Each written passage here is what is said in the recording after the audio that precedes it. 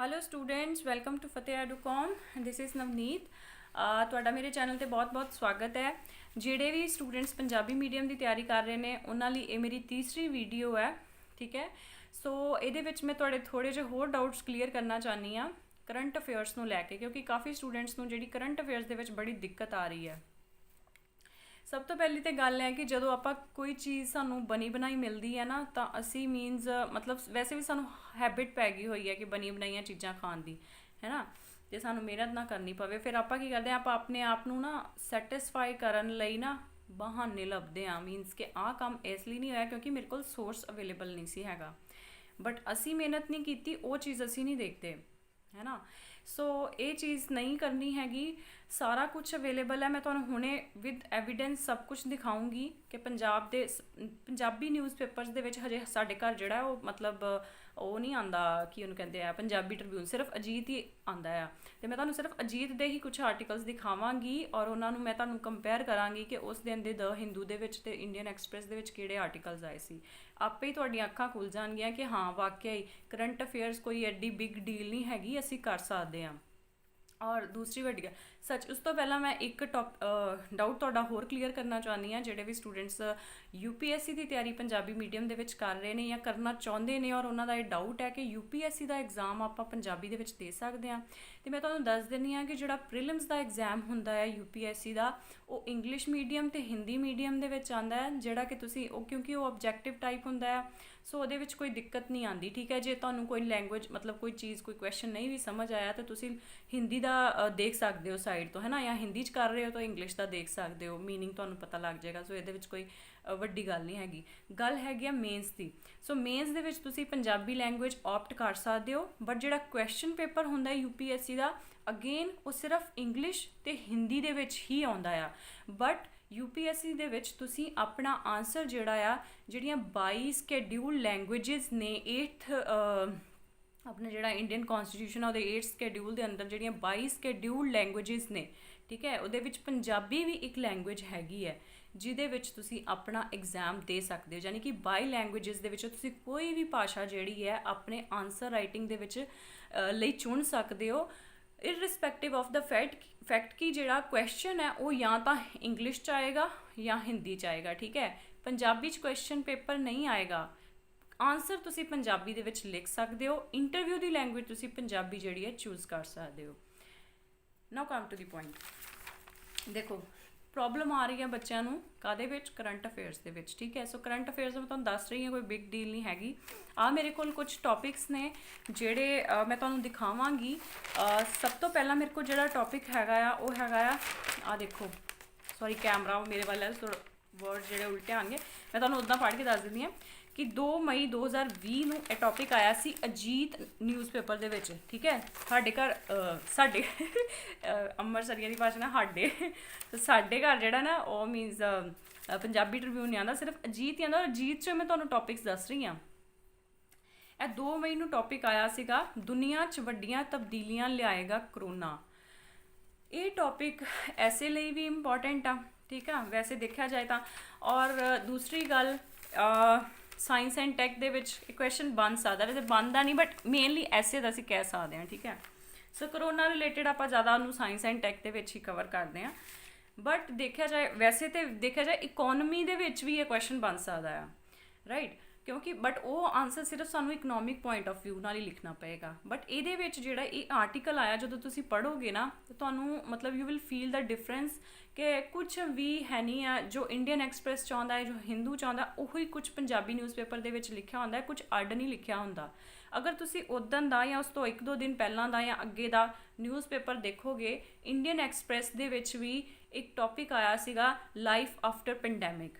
ਕੁਛ ਵੀ ਡਿਫਰੈਂਸ ਨਹੀਂ ਸੀਗਾ, ਉਹਦੇ ਵਿੱਚ ਵੀ 10 ਪੁਆਇੰਟ ਦਿੱਤੇ ਹੋਏ ਸੀਗੇ ਕਿ ਕੀ ਹੋਏਗਾ, ਮਤਲਬ ਜਿਵੇਂ ਆਪਾਂ ਸੇਫਟੀ ਹੈਬਿਟਸ ਇਨਕਲਕੇਟ ਕਰ ਲਾਂਗੇ ਪਰਮਾਨੈਂਟਲੀ, ਰੈਸਟੋਰੈਂਟਸ ਵਗੈਰਾ ਨਹੀਂ ਜਾਵਾਂਗੇ, ਸਾਨੂੰ ਹੈਬਿਟਸ ਜਿਹੜੀਆਂ ਆਪਣੀਆਂ ਸਾਡੀਆਂ ਚੇਂਜ ਹੋ ਜਾਣਗੀਆਂ, ਅਸੀਂ ਪ੍ਰੈਫਰ ਕਰਾਂਗੇ ਜ਼ੋਮੈਟੋ ਤੋਂ ਆਰਡਰ ਕਰਨਾ, ਇਹ ਉਹ, ਅਤੇ ਕਾਫੀ ਲੋਕਾਂ ਨੂੰ ਨੁਕਸਾਨ ਵੀ ਹੋਏਗਾ, ਕਾਫੀਆਂ ਨੂੰ ਫਾਇਦਾ ਵੀ ਹੋਏਗਾ। ਫਿਰ ਜਿਹੜੀਆਂ ਮੀਟਿੰਗਸ ਹੁੰਦੀਆਂ ਨੇ, ਹੈ ਨਾ, ਉਹ ਮੀਨਸ ਜਿਵੇਂ ਆਪਾਂ ਇੱਕ ਮੀਟਿੰਗ ਵਾਸਤੇ ਪਲੇਨ 'ਤੇ ਟਰੈਵਲ ਕਰਕੇ ਇੰਨੀ ਦੂਰ ਜਾਂਦੇ ਹਾਂ, ਉਹਦੀ ਬਜਾਏ ਜੋ ਹੈ ਉਹ ਜ਼ੂਮ ਵਰਗੀਆਂ ਐਪਸ ਯੂਜ਼ ਕੀਤੀਆਂ ਜਾਣੀਆਂ। ਸੋ ਇੱਦਾਂ ਦੇ ਪੁਆਇੰਟਸ ਜਿਹੜੇ ਆ ਲਿਖੇ ਹੋਏ ਸੀ, ਉਹੀ ਕੁਛ ਇਹਦੇ ਵਿੱਚ ਲਿਖਿਆ ਹੋਇਆ ਹੈ, ਕੁਛ ਵੀ ਡਿਫਰੈਂਸ ਨਹੀਂ ਹੈ।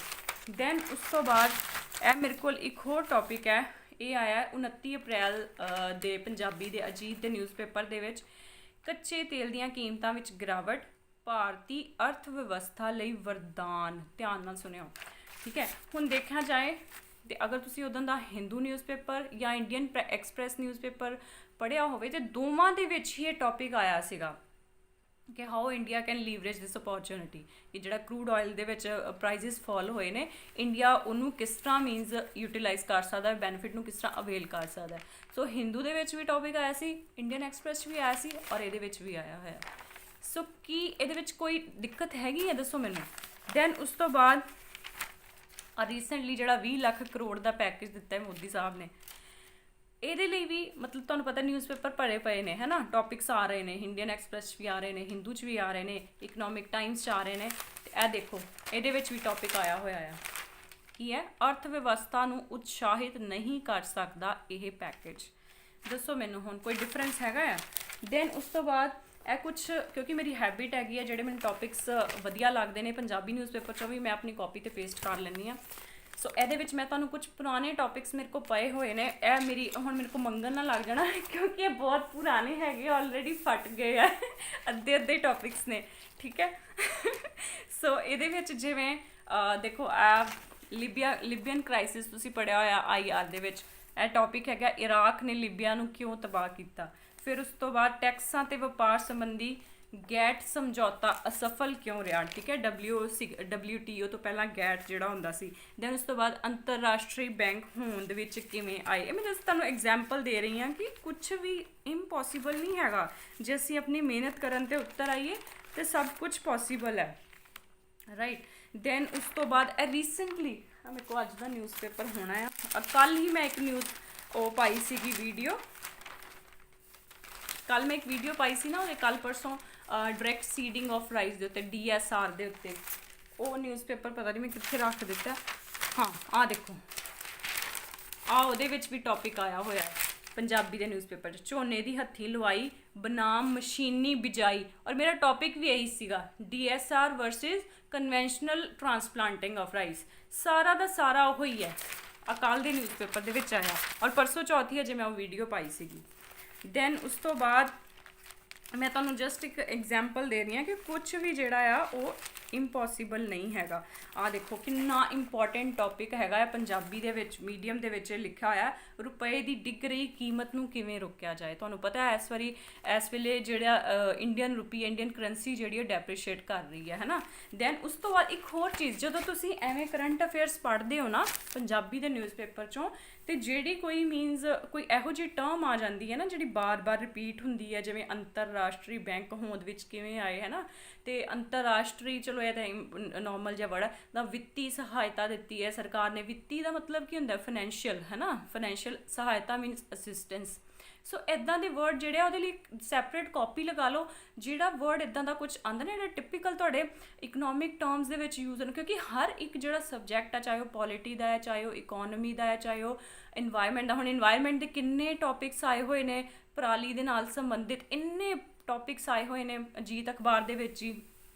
ਸੋ ਉਹ ਜਿਹੜੇ ਟੌਪਿਕਸ ਨੇ ਉਹ ਮਤਲਬ ਉਹਦੇ ਵਿੱਚੋਂ ਜਿੱਦਾਂ ਕੋਈ ਵਰਡ ਹੁੰਦਾ ਨਾ ਟਿਪੀਕਲ, ਕਿਉਂਕਿ ਹਰ ਇੱਕ, ਜਿਵੇਂ ਮੈਂ ਤੁਹਾਨੂੰ ਦੱਸ ਰਹੀ ਹਾਂ, ਪੋਲਿਟੀ ਦੀ ਹੋਵੇ, ਠੀਕ ਹੈ, ਪੋਲਿਟੀ ਦਾ ਸਬਜੈਕਟ ਹੋਵੇ, ਇਕੋਨਮੀ ਦਾ ਹੋਵੇ, ਇੰਟਰਨੈਸ਼ਨਲ ਰਿਲੇਸ਼ਨ ਦਾ ਹੋਵੇ, ਉਹਨਾਂ ਸਾਰਿਆਂ ਵਾਸਤੇ ਵਰਡ ਜਿਹੜੀ ਲੈਂਗੁਏਜ ਹੁੰਦੀ ਆ ਆਨਸਰ ਰਾਈਟਿੰਗ ਦੀ, ਉਹ ਬਿਲਕੁਲ ਡਿਫਰੈਂਟ ਹੁੰਦੀ ਆ, ਰਾਈਟ। ਜਿਵੇਂ ਇਕੋਨਮੀ ਦੇ ਵਿੱਚ ਜਿਹੜੀਆਂ ਟਰਮਸ ਤੁਸੀਂ ਯੂਜ਼ ਕਰਨੀਆਂ, ਤੁਸੀਂ ਇਨਵਾਇਰਮੈਂਟ ਦੇ ਵਿੱਚ, ਕਿਉਂਕਿ ਇੰਗਲਿਸ਼ ਨਹੀਂ ਲਿਖਣੀ ਆਪਾਂ ਇਹਦੇ ਵਿੱਚ ਲੈਂਗੁਏਜ, ਹਰ ਇੱਕ ਸਬਜੈਕਟ ਦੀ ਆਪਣੀ ਲੈਂਗੁਏਜ ਹੁੰਦੀ ਆ।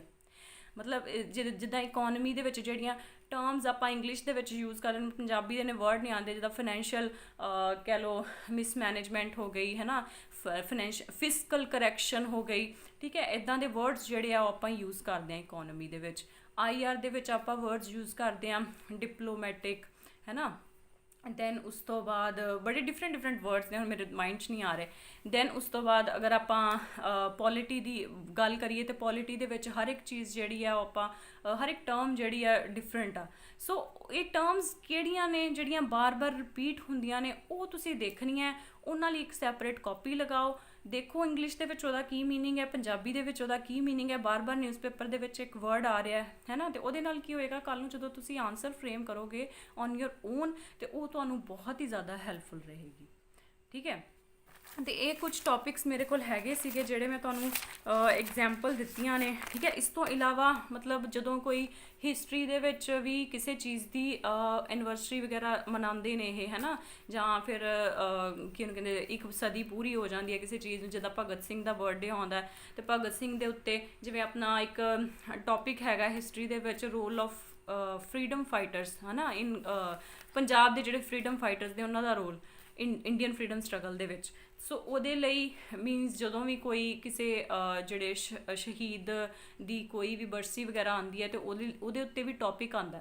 ਸੋ ਉਹ ਟੌਪਿਕਸ ਤੁਸੀਂ ਜਿਹੜੇ ਆ ਉਹ ਨਿਊਜ਼ਪੇਪਰ ਤੋਂ ਕਵਰ ਕਰ ਸਕਦੇ ਆ ਨਾ। ਅਸ਼ਫਾਕੁੱਲਾ ਖਾਨ 'ਤੇ ਇੱਕ ਵਾਰੀ ਆਇਆ ਸੀ, ਭਗਤ ਸਿੰਘ 'ਤੇ ਆਇਆ ਸੀ। ਸੋ ਜਿੰਨੇ ਵੀ ਪੰਜਾਬ ਦੇ ਹੋਣਗੇ ਉਹਨਾਂ ਦੇ ਬਾਰੇ ਤਾਂ ਆਏਗਾ ਹੀ। ਐਂਡ ਮੋਰ ਓਵਰ ਸਭ 'ਤੇ ਹੀ ਆਉਂਦਾ ਜਦੋਂ ਉਹਨਾਂ ਦੀ ਐਨਵਰਸਰੀ ਹੁੰਦੀ ਹੈ। ਸੁਭਾਸ਼ ਚੰਦਰ ਬੋਸ ਦਾ ਮੇਰੇ ਕੋਲ ਸਾਹਮਣੇ ਪਿਆ ਹੋਇਆ ਟੌਪਿਕ। ਠੀਕ ਹੈ, ਦੈਨ ਉਸ ਤੋਂ ਬਾਅਦ ਪੂਨਾ ਪੈਕਟ ਦੇ ਉੱਤੇ ਮੇਰੇ ਕੋਲ ਇਹਦੇ ਵਿੱਚ ਟੌਪਿਕ ਪਿਆ ਹੋਇਆ ਆ। ਸੋ ਇਹ ਤਾਂ ਕਾਫੀ ਪੁਰਾਣੀ ਬੁੱਕ ਹੈ, ਦੇਖੋ ਕਿੰਨੀ ਮੋਟੀ ਬੁੱਕ ਹੈ, ਸਾਰੀ ਮੈਂ ਇਸੇ ਕੰਮ ਨੂੰ ਹੀ ਲਗਾਈ ਹੋਈ ਸੀਗੀ। ਸੋ ਇਸ ਤਰ੍ਹਾਂ ਤੁਸੀਂ ਮਤਲਬ ਕੁਛ ਆਪਣੀ ਹੈਬਿਟਸ ਜਿਹੜੀਆਂ ਬਣਾ ਲਓ। ਸੋ ਤੁਹਾਨੂੰ, ਕਿਉਂਕਿ ਜਦੋਂ ਤੁਸੀਂ ਪੜ੍ਹਦੇ ਆ, ਤੁਸੀਂ ਇਹ ਨਾ ਸੋਚ ਕੇ ਪੜ੍ਹੋ ਕਿ ਅਸੀਂ ਮਤਲਬ ਪੇਪਰ ਕਲੀਅਰ ਕਰਨਾ ਹੈ, ਜਾਂ ਫਿਰ ਅਸੀਂ ਮਤਲਬ ਕਿਸੇ ਵੀ ਤਰ੍ਹਾਂ ਨਾ ਬਾਏ ਹੁੱਕ ਔਰ ਬਾਏ ਕਰੁੱਕ ਅਸੀਂ ਪੇਪਰ, ਤੁਸੀਂ ਇਹ ਸੋਚੋ ਕਿ ਇਸ ਚੀਜ਼ ਨੂੰ ਮੈਂ ਪੜ੍ਹਾਂਗਾ ਤਾਂ ਮੈਨੂੰ ਕਿੰਨੀ ਨੌਲੇਜ ਗੇਨ ਹੋਏਗੀ। ਜਦੋਂ ਤੁਸੀਂ ਇਸ ਚੀਜ਼ ਲਈ ਪੜ੍ਹਨਾ ਸ਼ੁਰੂ ਕਰ ਦਿਓ ਨਾ, ਨੌਲੇਜ ਗੇਨ ਕਰਨ ਲਈ, ਹੈ ਨਾ, ਤਾਂ ਫਿਰ ਉਹ ਚੀਜ਼ ਜਿਹੜੀ ਤੁਹਾਨੂੰ ਫਿਰ ਮਤਲਬ ਤੁਹਾਨੂੰ ਤੁਹਾਡੀ ਤਿਆਰੀ ਕਰਨ ਦੀ ਇੰਪੋਰਟੈਂਸ ਫਿਰ ਤੁਹਾਨੂੰ ਪਤਾ ਲੱਗਦੀ ਹੈ। ਔਰ ਇਹ ਵੀ ਮੈਂ ਤੁਹਾਨੂੰ ਦੱਸਦਾ ਕਿ ਸਕਸੈਸ ਜਿਹੜੀ ਹੈ ਹਰ ਕਿਸੇ ਨੂੰ ਨਹੀਂ ਮਿਲਦੀ, ਬਟ ਜਦੋਂ ਤੁਸੀਂ ਇਸ ਦੀ ਪ੍ਰੈਪਰੇਸ਼ਨ ਕਰਦੇ ਹੋ ਨਾ, ਤੇ ਤੁਸੀਂ ਆਪਣੇ ਆਪ ਨੂੰ ਇੱਕ ਡਿਫਰੈਂਟ ਫੀਲ ਕਰਦੇ ਹੋ। ਇੱਕ ਕਰਾਊਡ ਦੇ ਵਿੱਚੋਂ ਤੁਹਾਨੂੰ ਆਪਣੇ ਆਪ ਨੂੰ ਅਲੱਗ ਮਹਿਸੂਸ ਕਰੋਗੇ ਤੁਸੀਂ, ਕਿ ਹਾਂ ਮੀਨਸ ਤੁਸੀਂ ਹਰ ਇੱਕ ਚੀਜ਼ ਨੂੰ ਨਾ ਲੌਜੀਕਲੀ ਕੰਸੀਡਰ ਕਰੋਗੇ ਕਿ ਆਹ ਚੀਜ਼ ਐਵੇਂ ਹੈ ਅਤੇ ਐਵੇਂ ਕਿਉਂ ਹੈ, ਮਤਲਬ ਇਹਦਾ ਕੀ ਬੈਕਗਰਾਊਂਡ, ਹਰ ਇੱਕ ਚੀਜ਼ ਨੂੰ। ਮਤਲਬ ਇਹ ਬਹੁਤ ਤੁਹਾਡੀ, ਜਦੋਂ ਤੁਸੀਂ 1 ਸਾਲ ਪੜ੍ਹੋਗੇ, 2 ਸਾਲ ਪੜ੍ਹੋਗੇ, ਤਾਂ ਤੁਹਾਡੀ ਆਪਣੇ ਆਪ ਹੈਬਿਟਸ ਦੇਖੋਗੇ ਕਿੰਨਾ ਜ਼ਿਆਦਾ ਫਰਕ ਜਿਹੜਾ ਆ ਆਉਂਦਾ ਆ, ਤੁਹਾਡੇ ਆਪਣੀ ਪਰਸਨੈਲਿਟੀ ਦੇ ਵਿੱਚ ਕਿੰਨਾ ਫਰਕ ਆਉਂਦਾ ਹੈ, ਕਿੰਨਾ ਡਿਫਰੈਂਸ ਆਉਂਦਾ। ਸੋ ਇਹੀ ਮੇਰਾ ਤੁਹਾਨੂੰ ਜਿਹੜਾ ਸੀ ਮੈਸੇਜ ਸੀਗਾ। ਸੋ ਪਲੀਜ਼ ਕੁਛ ਵੀ ਇੰਪੋਸੀਬਲ ਨਹੀਂ ਹੈਗਾ, ਐਂਡ ਪਲੀਜ਼ ਆਪਣੇ ਜਿਹੜੇ ਐਕਸਕਿਊਜ਼ਸ ਬਣਾਉਣੇ ਆ ਨਾ ਉਹ ਬੰਦ ਕਰ ਦਿਓ। ਸੋ ਪਲੀਜ਼ ਆਪਣਾ ਥੋੜ੍ਹੀ ਜਿਹੀ ਮਿਹਨਤ ਕਰ ਲਿਆ ਕਰੋ, ਰਾਈਟ। ਕੁਛ ਵੀ ਇੰਪੋਸੀਬਲ ਨਹੀਂ ਹੈਗਾ। ਅੱਜ ਤੋਂ ਬਾਅਦ ਜਿੰਨੇ ਵੀ ਪੇਪਰ ਦੇ ਵਿੱਚ ਟੌਪਿਕਸ ਆਉਂਦੇ ਨੇ, ਐਵੇਂ ਦੇ ਐਡੀਟੋਰੀਅਲਸ ਆਉਂਦੇ ਨੇ, ਪਲੀਜ਼ ਉਹਨਾਂ ਨੂੰ ਜਿਹੜਾ ਦੇਖ ਲਿਆ ਕਰੋ ਆਪਣੇ ਸਿਲੇਬਸ ਨਾਲ ਮੈਚ ਕਰਕੇ, ਕਿਹੜਾ ਤੁਹਾਨੂੰ, ਇਹ ਨਹੀਂ ਕਿ ਹਰ ਕੋਈ ਕੱਟ ਪੇਸਟ ਕਰੀ ਜਾਣਾ, ਜਿਹੜਾ ਸਿਲੇਬਸ ਦੇ ਅਕੋਰਡਿੰਗਲੀ ਆ ਉਹਨੂੰ ਆਪਣਾ ਦੇਖੋ, ਟਾਈਮ ਦਿਓ properly, right. So that's all. Thank you very much.